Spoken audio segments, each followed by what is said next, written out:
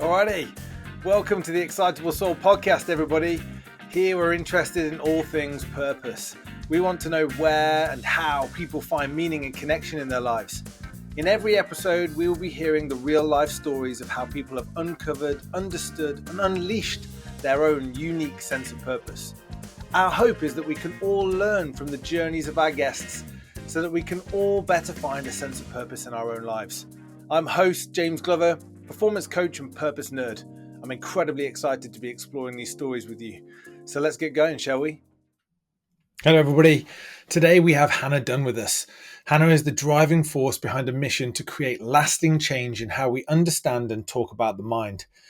She's leading a major cultural shift, helping to educate the next generation and society as a whole on what truly matters to us. Understanding our emotions, communicating them, and recognizing the power of language in bridging the gap between our inner and outer worlds. At the heart of Hannah's work is a commitment to rebuilding connection and community in an increasingly fast-paced world. In 2019, she reached crisis point, or she now calls it a breakthrough. During this time, she realized that the word mental carried a stigma that fueled shame, fear, and hopelessness. But through her own journey, she found clarity. Motherhood further reinforced an urgent need for early intervention and proactive support in shaping a healthier future. The first seeds of an ambitious idea took root. One question lit the way. If we change our words, can we change the world? The answer? 1,000% yes.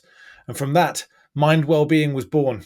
This is a wonderful conversation confronting deeply human themes of awareness, expectation, and the need for connection. Enjoy. Hello, everybody. Welcome back to the Excitable Soul Podcast. What a treat we have for you today. We have got Hannah with us. Hannah, how are you feeling? Yeah, excited. Excitable Soul Podcast. I'm excited. Brilliant. We've got like matching energy for this recording in terms of like the excitable souls flying around. We were just talking about cups of tea and coffee and sizes of mugs a moment ago, weren't we? Like bonding over the need for a really huge cup. Yeah, even if I don't, so my cup, I mean, this is actually one of my smaller ones. Brilliant. It's like I have to have it's almost like my version of a teddy bear that I can carry around all day. It's like my comfort blanket. Yeah, it does. And so people at work used to, when I was in the office, they started just making me like a quarter because they're like, you don't drink it. And I was like, no, but I need it. Yeah. Listen, it's not about the liquid. Just go and bring the cup. Yeah. Yeah. I was away working this week. And one of the things I keep promising myself is that I'm going to find a portable massive cup. Because whenever you go into like most venues, the coffee and tea cups are like thimble size. It's like a mouthful and a half, and boom, you're trying to have to go and make another one. Yeah, I get angry. It makes me angry when I get, and I'm like, it's not a good way to start like a conference or something. I'm like, what is this? It's not. Agreed. So, ladies and gents, you're in for a good conversation because both Hannah and I have got fully filled, fully fueled, massive mugs of tea and coffee to go at this afternoon. So hopefully that's going to stand us in good stead. Hannah, we at the Excitable Soul, we're kind of really interested in exploring the experiences that have shaped people and, where and how they find meaning in their lives. And your journey is like epic and massive and got loads and loads of different elements for us to explore. But I'm wondering if we could kind of, go back before we go forward almost and just sit in that place of, who are the people? What are the moments? What are the situations that have really shaped who you are and how you see the world around you? Oh, wow. That's a big question. I would say so many. I would say the big, huge, pivotal moment for me was having my little boy. And having my little boy brought up for me every ounce of things I had not dealt with. Wow. And I am a lot more comfortable talking about this now. I had a breakdown when he was 6 months old, and COVID had just happened as well, which was an added thing to it. And I realised that although consciously I would have said I'd walked through life up to that point very much not repeating patterns that I'd seen as a child. Yeah. I had very much repeated the pattern as a child from in terms of how I structured relationships around Yeah. me, and what I gravitated towards, and all of those things. And it was just the most smack in the face is what I can Yeah. describe it as terms of I'd operated, which I think so many people do up to that point in my life, as to I need to just get to that bit. I need to get to that bit. I need to get to that milestone. So, in terms of childhood, I've got two sisters. They're great. I love them. I've got my mum. My dad passed away 10 years ago, and he was an alcoholic. He died of alcohol-related illnesses. And I hadn't realised how much that had impacted Yeah. who I became. Yeah. I would have said that, me and my sisters were all really independent, and it hadn't affected us at all. It most definitely had affected Yeah. us. Uh, Yeah. and it sent me quite on a trajectory of chasing the next thing. Yeah. So, right, well, I'll feel comfortable and at peace when I've left home and I'm at 18 Yeah.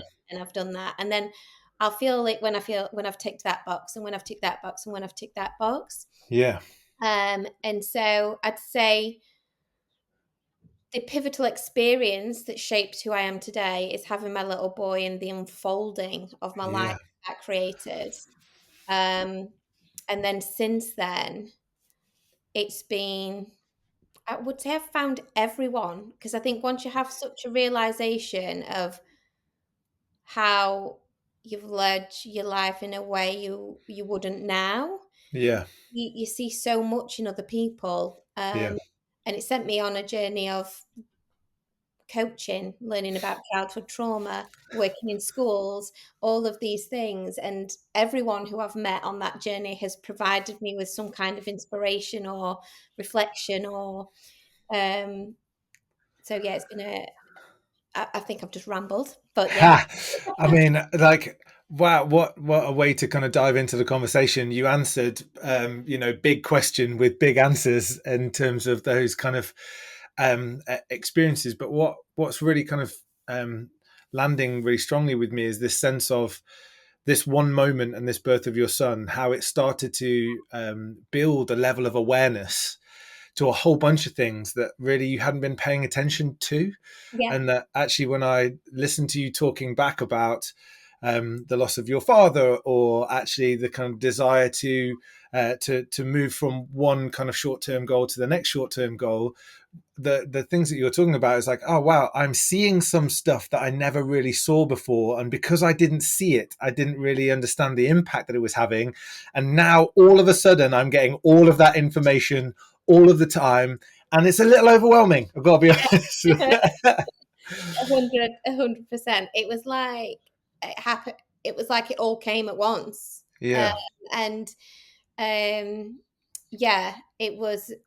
And with COVID and with new child, like that's not just how do I figure out some of these experiences and make sense of them. That's like, how do I make sense of a world that has literally just turned itself upside down, Yeah, and have this thing in my world now that I'm ultimately responsible for. yeah, 100%. And it was, and has been, the most overwhelming and scary. Yeah. He's now 5 years of my life. Um, and I do remember some moments after that where I was kind of putting the pieces together, Yeah. and just thinking, right, well, and actually I didn't know a lot about my family as such. My parents were both only children, and actually I do know a bit more now. And there's been a history of certainly men experiencing, I'm going to say, mind well-being Yeah. difficulties. In the past, I remember sat on my bed going, right, well, out of this whole really horrible situation you find yourself in, what can you do to, one, make sure less people get to the point that you got to? Yeah. And what can you do to make a difference to the children so Yeah. that they don't experience what you went through? And then that kind of spurred me on to a different path. And I hope it's okay.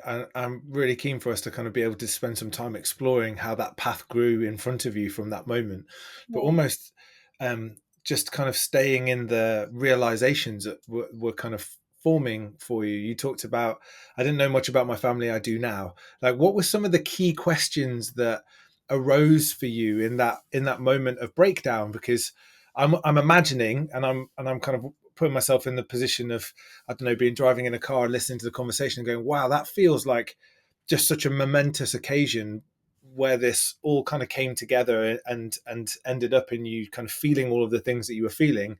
Mm-hmm. How did you even begin to make sense of that? How did you even begin to start to kind of heal through that process? Well, I have to say it's an ongoing journey. Yeah. I think there's a massive thing out there that I wish would stop, in terms of getting healed, and Yeah. you're not being okay to continue in life until you're like this healed version of yourself. And I think that's life. Like, Yeah. the journey of healing is becoming the best, most connected version of yourself. Yeah. And when I had lived 33 years of my life, take it probably a few early years where I was connected, very much disconnected, then the resolve of that, or the healing of that's not going to happen in a month, 6 months, a Yeah. year, 2 years, 10 years. It's just a forever evolution. Yeah. That is what it will be. Yeah. However, I'd say the start of it would have been, I went to therapy, and When did you notice that you weren't okay? Like, what were the things that you experienced and you were kind of going, huh, hold on a second, there's probably something I need to pay attention to here for me. yeah, well, it was when I'd had my little boy, just feeling I felt overly anxious, Yeah. and I am naturally very nurturing, and so that I didn't expect that. Um, and then that turned into some real difficulties in that's not what turned it into, but there were some real difficulties in my relationship. Yeah. So then I found that, on reflection, I could see then a pattern that I'd repeated, and then felt really trapped, which only Yeah. escalated my anxiety. And then over the period of a few months, it got worse and worse and worse, to the point where then I couldn't sleep. Yeah. And then that continued. And then I can only explain it as, I should have said I wasn't okay long before, Yeah.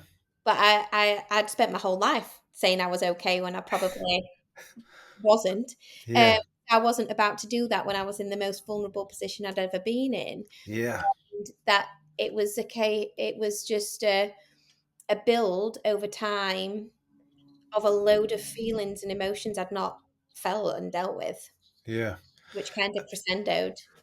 And I was going to say amazing, and I don't mean that in terms of wow, amazing, what an experience you had. I mean amazing in terms of the insights that were generated. Wow, heartless Glover listening. But the because there's something really incredible, and I know this will no doubt speak to the work that you're now doing. But there's something about the information that we're just paying attention to on a day-to-day basis, and the information that we kind of dismiss. And Yeah, actually, even though there is a huge amount more in the world around mind well-being, around comfort and importance of emotion, and people being in a position to really try and drive out the kind of stigma associated with some of those things. It's still, on the grand scheme of things, small. Like, mm, it is not the common practice. It's not the common experience for people on a day-to-day basis to go, how am I feeling? yeah, Really, how am I feeling? because And be able to notice actually what that emotion is and where it's coming from. yeah, because people, it's uncomfortable. You know, we are all human beings, and none of us feel I like to call them energies, because it's easier for me to then not call them negative and positive, or because I try Yeah. not to, because they're all messengers. Like, and I think that's, as humans, we don't want to feel something that's uncomfortable. Yeah. But we've all been through uncomfortable, scary situations. We all feel shame of some kind. We all feel all of the emotions, but we live in a world where there's almost like this strive for happiness, Yeah. and really, no, it's a feeling. No one feels like that all the time. Nobody, even the Yeah. people. Beyonce doesn't, won't feel happy all the time. But it's the premise out there, which I definitely did, and I think I think it's less in the next generations, but in mine, it was this strive for happiness, and also a real drive. It was a thing that you like have to do it all on your own, which was Yeah. how I made myself up. Um, and it's people would much rather, and have been conditioned to distract from their feelings than feel them and let them go, Yeah. because we're not taught it. I mean, and that's a whole other avenue of mind well-being, but yeah. Yeah. And so can I ask, in this process of kind of allowing this to come in, like a notice in the first instance, kind of awareness is critical, right? You can be told a whole bunch of things, like you can maybe even intellectually understand a whole bunch of things, but unless you are really truly aware Mhm. of your experience of them, and that's not just cognitively, that's like embodied experience, it can just pass you by. So there was something I'm hearing, like this stuff came in, you started to notice it, you started to become aware of it, like, wow, I haven't felt these, and I'm not really down for them. Yeah, Like, what is this? yeah. Really long time running from them. So why are we having to sit with them now? Yeah, yeah. No thanks, actually. Jog on. But so there's something about you kind of feeling all of that, and that starting to then drive to action. What were some of the kind of the really big insights in that experience of figuring out what was provoking that for you? What were the things that felt really useful that you could go, oh, all right, okay, now I understand that. There's something I can do with it. I think the biggest thing, so I have to say, like, in the journey I've been on, I spent a considerable chunk of time purely in cognitive mode, and still not actually feeling and Yeah, letting any of it go. It was more of a, how can I work out what's happened, make sense of it, and get back to how I was before. yeah, right. Interesting. I need to get back to BAU, business as usual, please. Yeah, Yes. cool. All Yeah. right. So there was definitely a period of that. And I would say it's only very recently, I'd say over the last year, out of that 5 years, that I have been able to then go to sit with it, and Yeah, not try and work it out, and not try and put a big narrative to it. I mean, some of the cognitive stuff is absolutely correct, and I think it's really important for you to be able to see what's happened, but that's not the resolve of it. yeah, And so what's really helped me to be able to start to be comfortable in the sitting is knowing that it's not me. yeah, It isn't, and I don't mean that from I'm irresponsible of all action kind of place. I mean it from you are not your feelings. yes, They are something you are feeling, and an emotion you're feeling based on an experience that your body has had before, based on an external environment that you were in. It's not who you are. yes, And we build our identities at a very, very young age, and create some very strong stories in our brains that's the case. That oh, this must be me. This feeling that's not nice, that's uncomfortable, that must be me. So how do I navigate surviving this and Yeah. still keeping going? Yeah. Um, and now I'm able to acknowledge the feelings and not try and think my way out of it. Just go, right, okay, so this is coming up, and allow it, and not tie myself to it, not tie a narrative to it, not tie anyone else to it, uh, Yeah. and just allow it to pass. That's when I've seen the significant progress in actually being able to move to a lighter place. Yeah, I love that language of lighter. And you mentioned before about the forever evolution, which I thought was just a really wonderful way of describing like the work isn't ever done because we're human beings, and so the work is just never done. No. But then there's something here about this, like just the principle of lightness, being able to let go of a sense of responsibility or accountability to something that isn't serving you, and that's not. I think that the critical differentiator here is that we've all can take responsibility for our behaviors, right? Mm-hmm. The way in which we act in the world and the impact of that is something that we massively need to take responsibility and accountability for. Mm-hmm. But what drives that behavior, what sits behind some of that often, I think it's Mel Robbins talks about, how we talk about emotions influences how we experience those emotions. And she talks about, anxiety and people saying, my anxiety.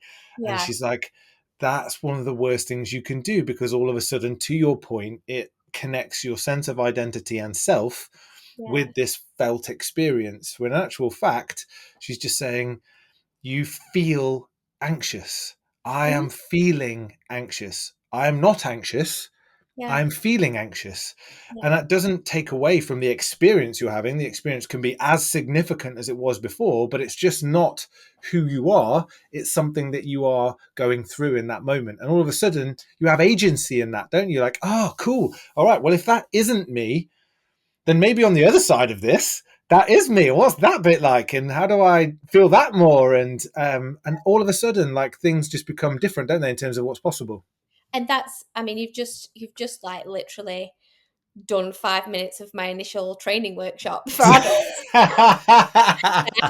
That is my, out of one part of what I'm doing to adults, the key thing, the one thing I ask them to take away from the first training session is, if you can start practicing not saying I am about your feelings, that alone Yeah, will have a massive impact. And and it's about giving them the right alternatives, because you go, especially I've been delivering some training to, in the construction industry, so you've got a lot of traditional prideful strong stoic characters there, that this is just a hell no. yeah, yeah, So, big time. they're not going to start walking around saying I feel, but it's giving them alternatives that just externalizes the experience. Hmm. So as long as you don't need to say I feel, you can say something else, as long as you're not using words that internalize it. Yeah, Um, because they, I mean, I work in that industry too, right? So what we can say with a level of comfort is, especially the men in that environment are pretty good at internalizing stuff. yeah. Like they're pretty good at putting it in, squishing it down, moving on to the next thing. And it's Mhm. also the reason why it's the industry with the highest level of suicide rate in men. 100%. And And men are the highest rates of suicide societally. So you've got an industry that is the highest level of the thing that is actually the most significant for men societally. Like there's a reason for some of that. And this is part of that. and uh, you know, in me looking more into my family, two males on my mum's side lost their lives to suicide, which I didn't know about until I went through this. My dad lost his life to an addiction based on that kind of experience. I then chose at 18 to go into a real male dominated industry of construction, because that allowed me to go, Yes. You can just box that up right Yeah, there. yeah. Don't have to bring that. Don't have Yeah, to talk about that. Yeah. everyone around me is the same. Yeah. And yeah, and so it's a tough nut to crack, but it's definitely been an industry that I've been focused on trying to get in with Yeah. this with the message. Yeah. So in this experience, because I'm keen for us to start to talk about how this started to change a different trajectory and a different kind of route forwards for you. But before we do that, the kind of the the work of starting to kind of peel back the layers and start to understand, start to be able to see the patterns, to be able to get insight around the patterns. What did you start to understand were the things that just most meaningful to you, the things that feel like they're most significant and they're most important, and that actually are the things that when you pay attention to and when you contribute to, like, life feels purposeful? Yeah, it started with my little boy. So I I had been 100% disconnected from myself, and although I knew instinctually that I definitely wanted a family and I definitely wanted children, I'd spent that long disconnected from myself, chasing all this other stuff first, that when I had him I didn't feel how I expected to feel. Yeah. When everything started to unravel, and I felt at my absolute worst, the connection to him is what brought what I now label as what love is, was there. And there was a period of time where nothing else brought me any kind of feeling to what just spending time with him, looking into his eyes, and us exchanging the simplest of things brought. And that for me was the base of, right, okay, I've got a lot of I've got a journey ahead of me with this, but as simple as it starts, this brings up all these warm fuzzy feelings and lightness and things. So let's start with this Yeah. and how to Amazing. create that more. And then that was then like a building blocks from then as to what else did I used to think brought me joy, and just testing with them and going, oh yeah, actually those things do, and those things are a good fit for my life now. But I spent a huge amount of time, just what I did for an instant was, right, well, I've just got to make my life what it was before again. Yes. Yeah.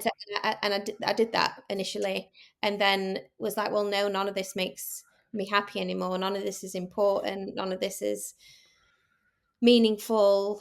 And so I really had to start with the, right, that's my connection with, his name's Teddy, that's the basis, let's work out what makes us feel safe and loved and joyful outside of that.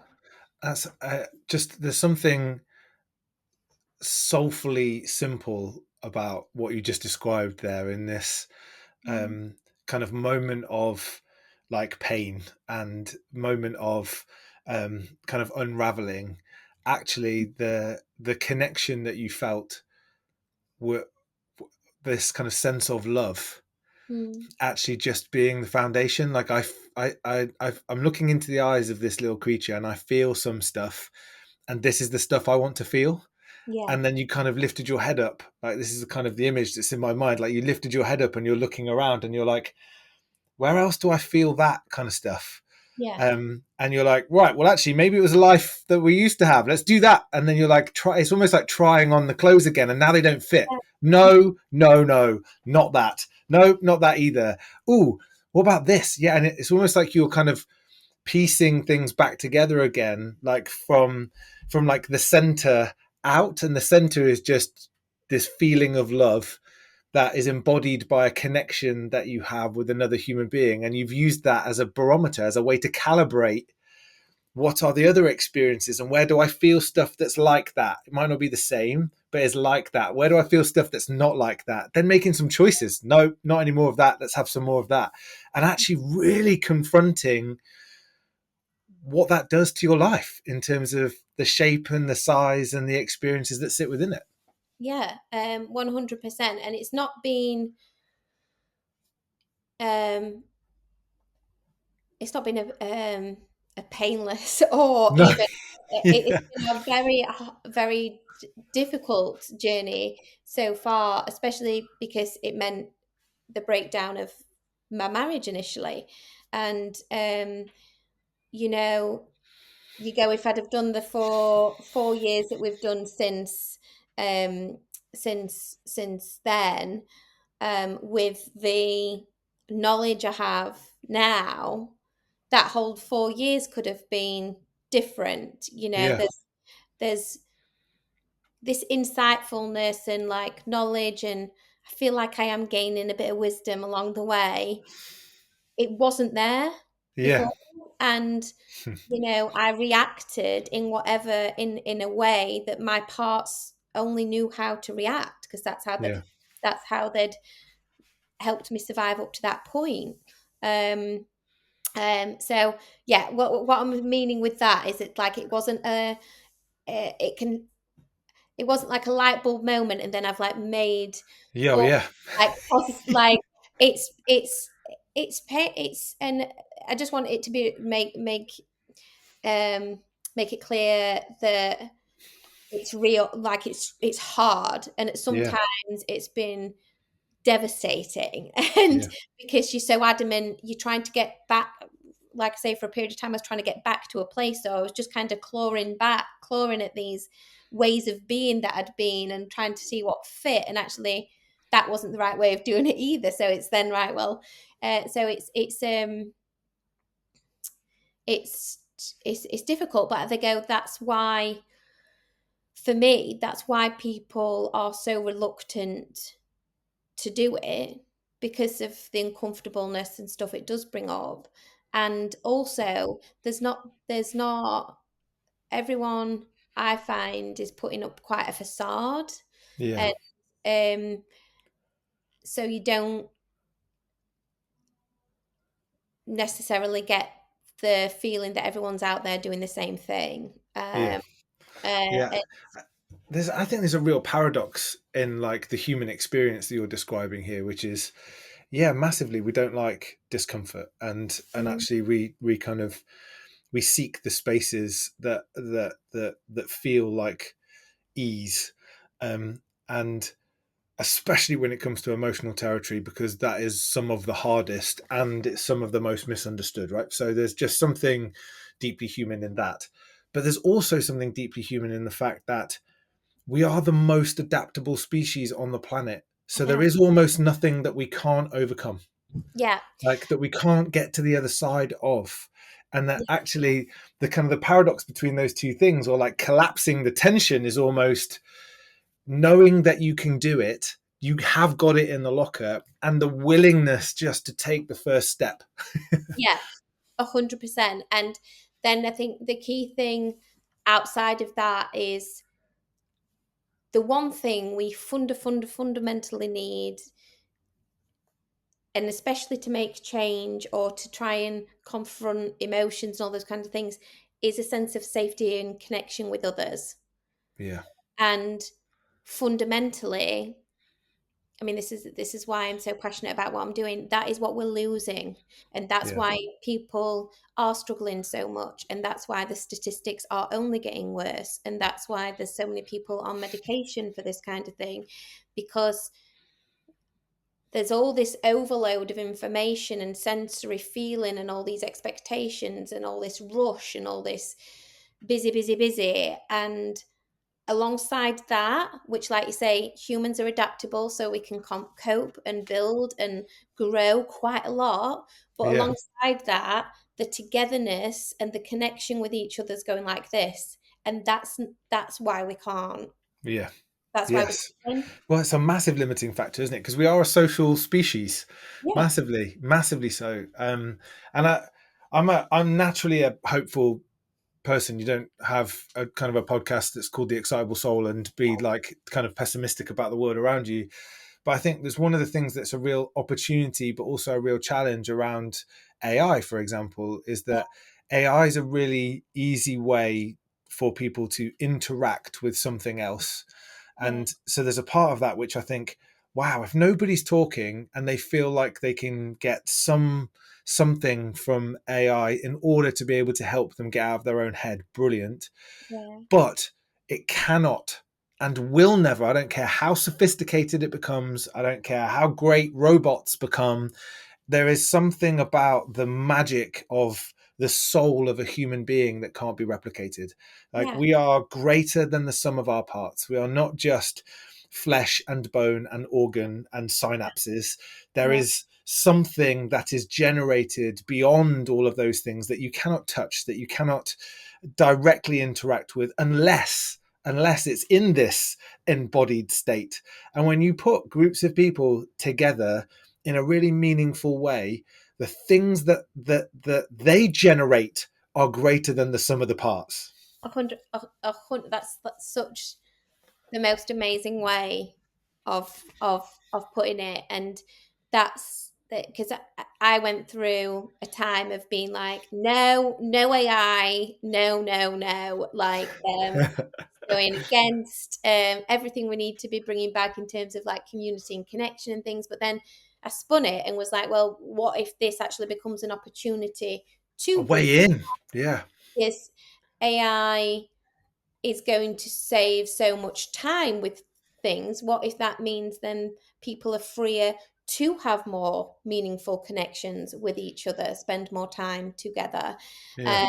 And what you said about there is something about the human nature that's outside of the physical that is what makes us human. And meditation and all of those mechanisms were massive and still are. They are now they are daily practices. But I've had some quite profound experiences with meditating and being able to connect with different energy centers and things. And I think there's just so much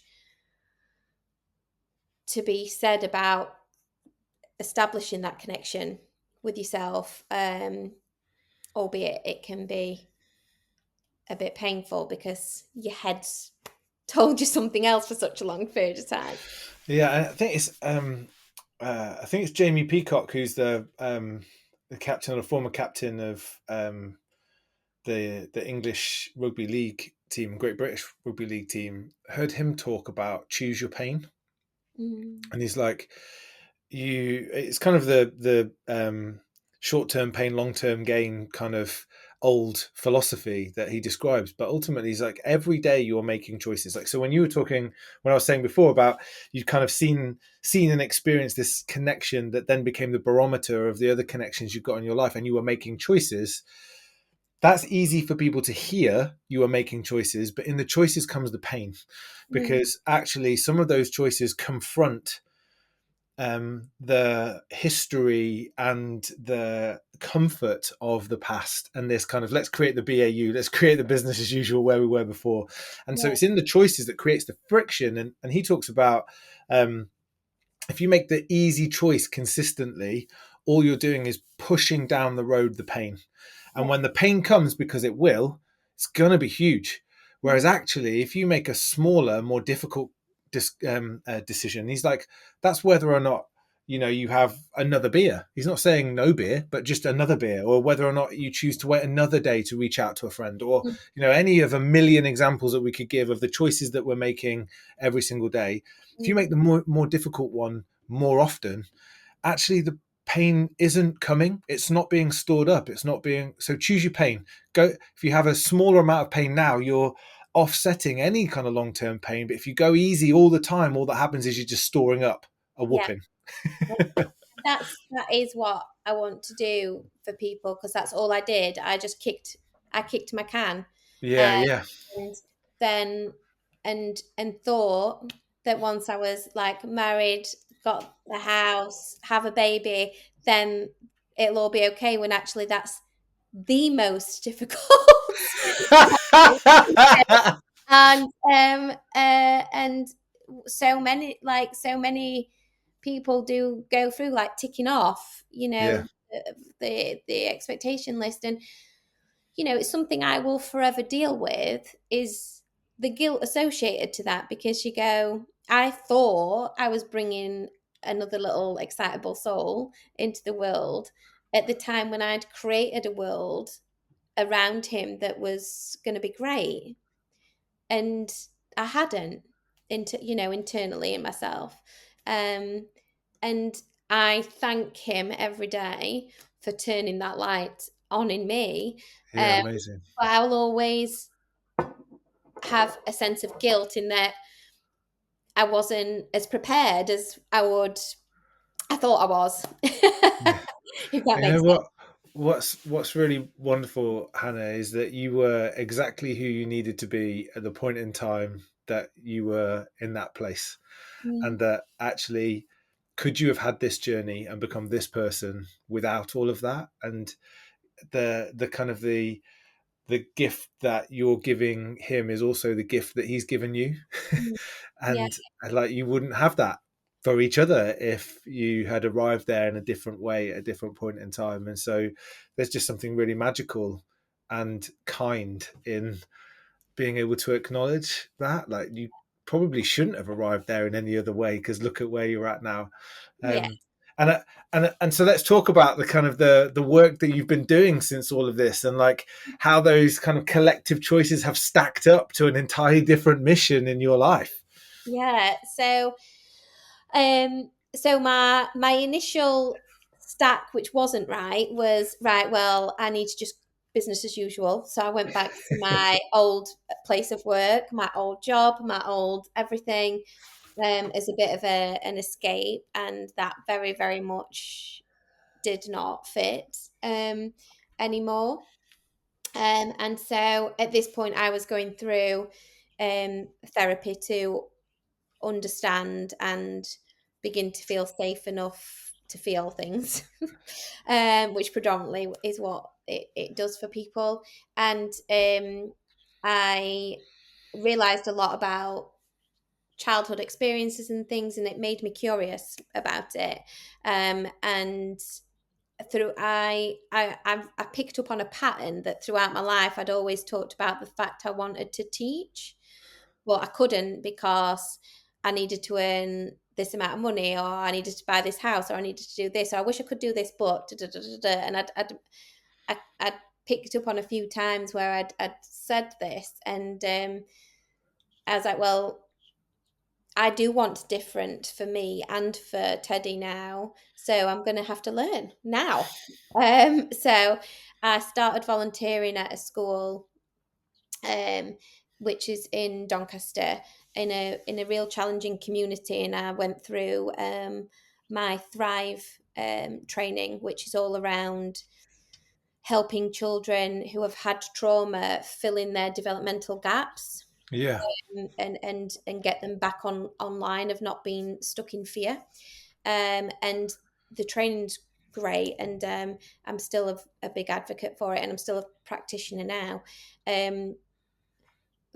However, in the environment, it made me, and knowing what I was learning about at the time with myself, I was like, right, well, we're dealing with probably 30% of children who are coming to this school and they're kicking off. They're getting their emotions out. They're showing you that they are not okay and that they're angry and they're upset. And we are, as practitioners, helping them with that and filling in their gaps to make them have a stabler Jenga tower, if you like. But what about the other percentage of kids that are still living in this challenging community, who still probably have the same adversities as those kids going home, but are sat there like, I'm okay. Yeah. Yeah. Because I was that kid. Yeah. So school was my safe place. And so I started bottling up feelings very, very, very early on.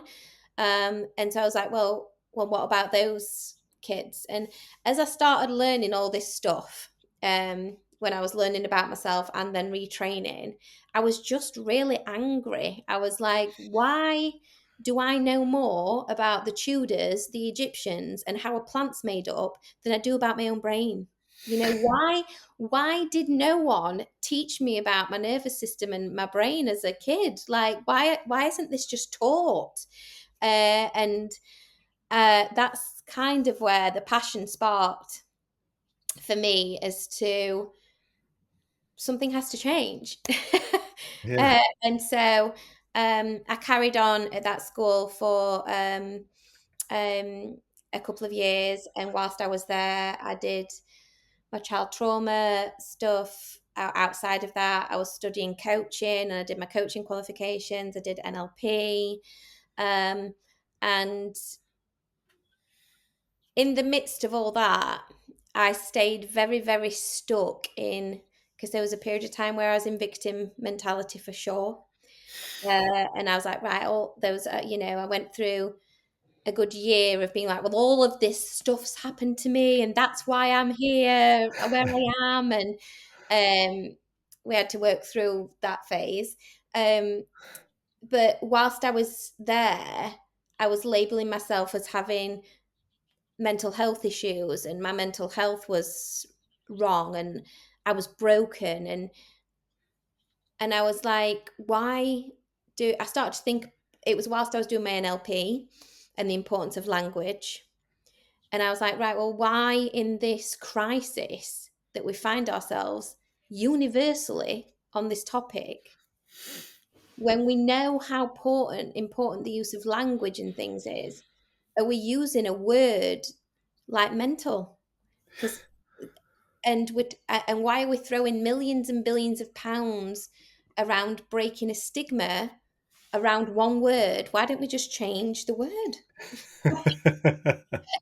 Because and so I started researching when mental was first used, and the word mental was first used back in the 1700s when they built the first institution. So and people didn't want to go and work in that hospital because people were mental, and that's where it all started. Mental asylum. Yeah. So I started to do some research as to what people still think about when they think of that word, and all the negativity is still there with it. And then I asked the school, look, can I research with all the kids here and see what they come up with? Because then I'll know if they come up with something different. Well, you are breaking the stigma. The change is happening. But they didn't. Someone, a child as young as 5, said nut job. They it's still there. And you can go to a next level as to how things are held in our genes and all that kind of stuff. And so if you go to that depth, you know that the stigma attached with that one word's going to be there for multiple generations. So it's like, well, why are we allowing that? Why are we allowing for us to still hold all this negativity around this word, and have people sitting thinking that they're broken and ill and in some way below the average person,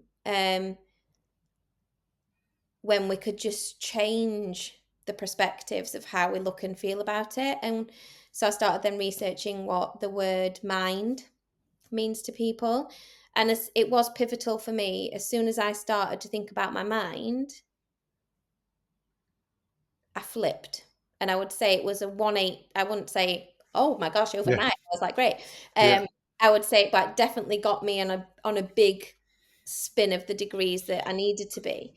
And when people think about the mind, it's evolving, it changes.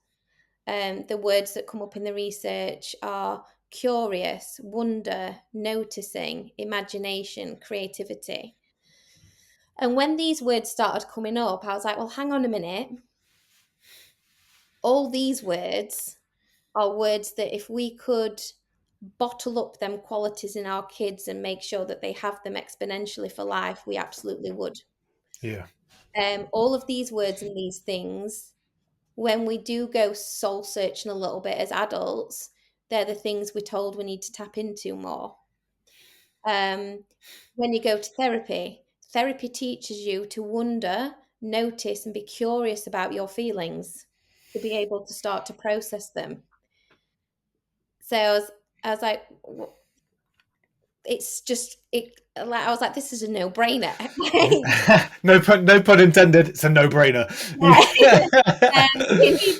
need to, change the language. So It's really interesting, Hannah, just listening to you speak and describe that, right? Because I'm having an experience of my own right now as you're describing it. And so where you were starting in terms of, the kind of the history of the kind of the language and where it comes from, I'm like, God, I've never considered that and sat with that. And yet here I am, born in the 1980s, child of the 90s, like, mental was definitely something that you would use to abuse somebody else with, or it would be like one of those words of like, oh wow, that was mental, and you're like cheering it on because it's something that felt like whatever it is, it's out there, right? It's out there. And that's in a positive context, when actually, like, it's that word association immediately, isn't it? Like what comes up, and the feeling that I have is a heavy feeling, and in my brain it's like a dark blue cloud, like a rain cloud type experience in my brain. So I'm dyslexic, so I'm a bit neurospicy. So there's like the kind of connection. Me too. Everything you're saying is like music to my ears. I'm like, oh, it's not just me. Yeah, but then you started to talk about mind, and I'm like, is this just semantics? Like, is this going to make a big difference? And then as you started to describe the mind, I'm like, well, when I think of mind, I think of expansiveness, I think of space, I think of like territory, I think of like, I go into the mind, and it's like, what am I figuring out? What am I seeing? What am I experiencing? Like, I'm in that place. And so curiosity and expansiveness were the two words I was kind of really holding when I think of mind, versus mental, heavy, dark. Yeah. And even like the idea of mental health is like, can you get the sunshine to break through the cloud? And actually, why do you need that when actually, if I think of this word, that's not even there? Exactly. And there's a doctor in America, Dr. Oman, and he's been studying the brain for his whole career. is amazing, and he's putting a lot out there about how we can naturally heal our brains after trauma and things like that. And he refers to brain health, and I'm like, that's how it should be. So I'm not completely deluded in saying that there isn't ever going to not be a medical arena for this kind of thing. Of course there is. We're human beings, but in the medical sense, we should be talking about our brain in the same way we talk about our arms, our legs, anything like that. We talk about the organ. We know the heart is what we associate love with and our heart center, but medically we still talk about our heart. So why with the brain do we attach this non-physical, negative, dark label to it? Well, there is an immediate association between the brain and the mind, right? Yeah, In of a course. way that actually the brain and mental is a different kind of connection and connotation. And I think it's really important. You cannot underestimate the power of language. You just can't. And we all do, because it's a given. It's a given. Like, regardless of your dialect, regardless of your language, regardless of the country of origin, like, part of what has differentiated as a species is our ability to communicate and therefore coordinate and collaborate and do wicked stuff. So language is vital. And the research now around emotion and language, like, it's clear, right? It is clear. The more words you have to describe the emotional experiences you have, the greater the level of granularity, the greater the influence you have over those experiences, the greater level of awareness you have over those experiences. So it just stands to reason, right? So the language that we then use in terms of, well, what are we really talking about? Because you can talk about something to do with the mind that is actually different to doing with talking to something that is around emotion, for example. Yeah. 100%. And so for me, from the medical arena, we should be talking about brain health. We should be that's what we should be referring to. Outside of the medical arena, we should be talking about mind well-being. And the reason why it became Wellbeing. At one point it was Mind Matters, because I was trying to get across that the belief of like that your mind matters, you Yeah, matter. it's significant. Yeah. However, when I did some more research, the well-being side is actually when your mind's in good health, and then it doesn't mind being a bit still. And so what this journey should be in looking after ourselves and our mind is nurturing ourselves to be well at just being. And that kind of bore the premise. And also when I thought, well, actually, if you're fundamentally going on a mission to try and change the language, could you hear it being changed to Mind Matters? No, that seemed more like of a company slogan and thing. Whereas could you envisage things people referring to their mind well-being? 100%. And so that's where it came from. And it's just the positivity of the language completely changes your perspective. There's a definite shift internally, which I relate with you when you were saying that, and about the colours and all that kind of thing. But also, it's just kinder. It's compassionate. It's, it's relatable. Like, do I mind talking about my mind well-being? No. Yeah. Anyone else? No. Are we more likely to talk about it together? Yes. Yeah. So where's this taking you? So there's something about the mission of the organization, which is mind well-being, and the kind of the and it has to be a mission around the language, because it requires a movement, right? So it requires, so there's something about the kind of the investment in building the movement around those things. What else is it, where else is it leading you, just kind of this exploration? So we have so the overarching mission is changing the language, mental health to mind well-being, and it being the phrase that people go to. That's a very, very lofty goal. But that's the overarching mission. Underneath that, for me, how we get there is it's prevention. Yeah. And how we get there is a two-prong approach in tackling education and the workplace, because everyone goes to school. Well, most people go to school, most people go to work. Yeah. And so if I touch on the education piece first, so your core beliefs about yourself are installed between the ages of 3 to 7. After 7, that hard wiring's there, and you will default to the behaviors and the way of being based on what you've internalized as being who you are. And that's based on the feelings you've felt, the environment, all of those things. Yes, that can be unwired, but anything past that age, you're trying to change something that's already there, which is more difficult. Yeah. So so initially I built some workshops around a character called Wonderful, and Wonderful wonders about the emotions that fill him. And he goes on this journey of wondering about them emotions, seeing how they impact how he behaves, his thoughts, basic neuroscience, knowing what happens in the brain, and then how that interprets to how you use your words and connect with others. And it goes on the premise of teaching children that their words are their wands, and all of this. And I trialed that in schools in the cohort of children that were most affected by COVID. Yeah. And so I did the workshops, and then I did some training to the parents and training to the teachers, because I had this dream of having mind wellbeing schools where everyone's had the training. And so, because what schools are struggling with is schools are becoming like community hubs. Yeah, for everything. Yeah, everything. teachers are no longer just teachers of Well, what they're feeding kids, they're clothing kids, they're like, yeah, counsellors, totally. Yeah. everything. So the idea was, right, well, if we can get some of this training to teachers, parents, and children, then can we break some cycle here?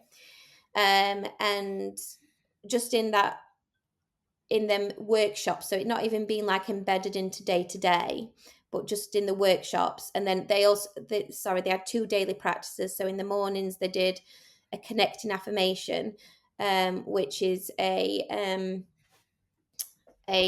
affirmation, but not only affirming something for yourself, it brings the class together because they're affirming Nice. each other.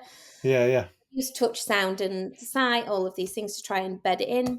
And we did it for a few months, and the teachers noticed a significant improvement in emotional regulation, a significant improvement in children being kinder to one another, less disruption in class. The parent training went down really, really well, and actually there was because the head teacher was like, good luck getting But wonderful that they were giving you the space to go after it, but at the same time, yeah go on. And not in a like, but even in your leafy community schools, there's generally families where both mum and dad are working really hard and in high pressure jobs and all of these things. So she's like, we don't get the same presence to these things that we used to. And there was a room full of parents that came, and it was really like, because I think you stand at the school gates and you're like, yeah, this is great, da, da, da, and no one's actually really being kind of really authentic and real with what an experience in that moment. And it gave an environment of, right, I'm very open initially as to, I've been through this, and I now know how important all these things are. So look, and we go through a training on language and all of these things. And now just tiny changes in the home can make massive differences if your children see certain uses of language and all these things. And it was really impactful. So that then bore the idea of building a full-on curriculum, which is what I'm in the process of doing now, and with the view of piloting that in schools in September. I've got some researchers on board, and it's going to be a full PSHE curriculum. At the minute, PSHE's guidelines, it's not a full curriculum. And for me, in between the ages of 3 and 7, like my little boy comes home, he tells me all wonderful things about Henry VIII's wives that got their heads chopped off, and stuff about an artist with that uses all tiny dots to make up his pictures. And it's fascinating, and I find it fascinating, and it's really, really great. What it also tells me about my little boy is that he can take on information like so fast, and a lot of it. And complex. Yeah. So why between the ages of 3 to 7 are we not making the understanding of yourself the primary thing? And alongside that, and with doing it, yes, we're going to teach you how to read. Yes, we're going to teach you how to write. Yes, we're going to teach you numeracy. Yes, we're going to incorporate science in there. Yes, we're going to incorporate drama in there. But that in them core years takes the precedent, so that by the age of 7, you've got individuals who have a strong foundation of self, and they understand their emotions. And we're building it that key stage 1's just to focus on all the 12 core emotions. And they go on this journey with this character. There's Wonderful, there's Mindful Marvel, he's like the parent character, and then there's Imogen, she's the butterfly with all the ideas. And that's how we're trying to tackle the and make a difference with the kids from a prevention point of view. But then in the workplace, it was like so part of my journey, I did my mental health first aider course, and again, extremely informative, great. As a mental health first aider, not one person has ever approached me for assistance.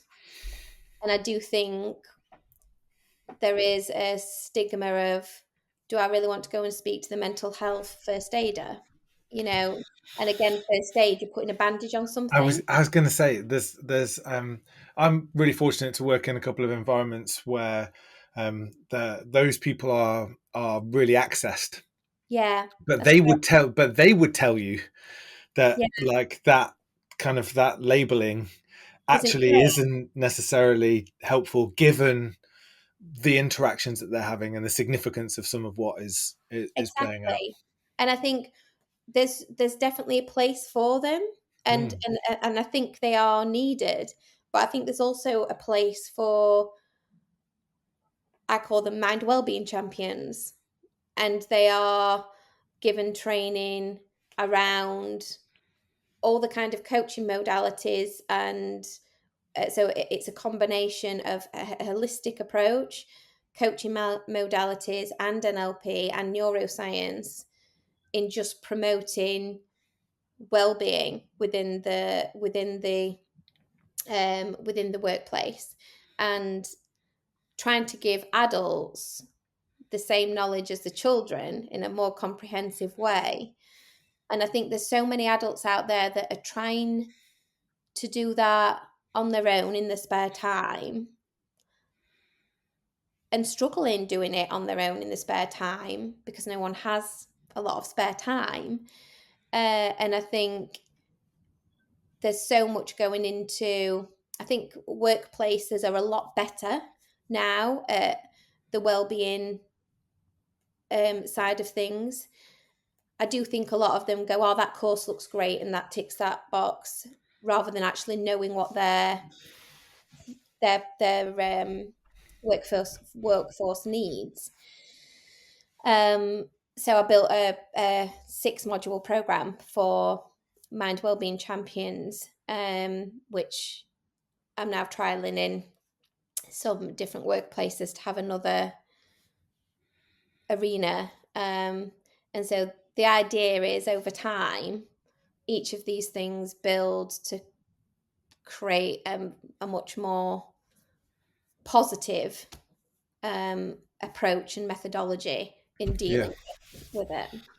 And I guess there are a couple of things here that I really love, just personal reaction. One is this sense of in the classroom, going for the kind of the triumvirate of the pupil, the teacher, and the parent, and bringing all of them together around that experience. And you know, we are of a generation, I say we, of those that are the same age of me, who are like in their 40s now and early 50s, who have been the most developed generation, as in we've been exposed to the most development opportunities, and so we are more aware and we do understand, but no way does that make us better practiced and give us. So actually it creates a bit of a problem. It creates a bit of a frustration. We're like, shit, like Yeah. I know there's some stuff that I need to be doing here because I'm fucking it up right now and I don't know what to do. So actually bringing like people together in a way of like, oh, okay, cool, this is answering that question for me in a really practical way. And also the kind of the work with kids is about personal understanding, but also collective experience. So this idea of practices, whether it's in education or whether it's in the workplace, practices are critical because they're the things that, practices ultimately turn into habits, and habits, whether you like it or not, are what drives 97% of behavior. So if you're creating a collective practice in the room where everybody is doing the same thing at the same time, feeling the same way, then you're immediately creating that sense of social identity, social cohesion, which that in its own right is transformative, going through your life. Ooh, look, I feel this stuff with these people and it feels good. Let's do more of that. Like that's mega. And I also acknowledge the challenge of translating that into working environments and the sophistication of the working environment as to whether or not they will take that on or be willing to take that on, and what the competing commitments and agendas are. But the fact that what you're speaking to there as well is It's the same thing as the parent motivation. It's the personal motivation. Yeah. I am struggling with some stuff and I just need some help to figure that out because I don't have an understanding of how my brain works. I don't have an understanding of how my brain works and the way that that shapes the feeling experiences that I'm having and how that shapes my behavior, even though I'm probably not feeling some stuff or behaving in some ways that I would like to. Yeah. How do I do something about that? And so creating, and I guess whether the kind of the first aider versus the champion creates a shift, like what I'm really hearing from you is about the connection that's generated by those people. Like they're driving into connection in a really human way. That's it, and that's the driving force around it. Because I go, the companies and workplaces are so much better now at providing courses, but we all like. I can spend an hour listening to a coach, listening to an inspiring thing on YouTube, which, believe me, I spent a couple of years doing that and thinking that was working. I've got the awareness, I'm taking in the information, I'm doing nothing. Yeah. So a hour's training, 2 hours training's not going to have the impact.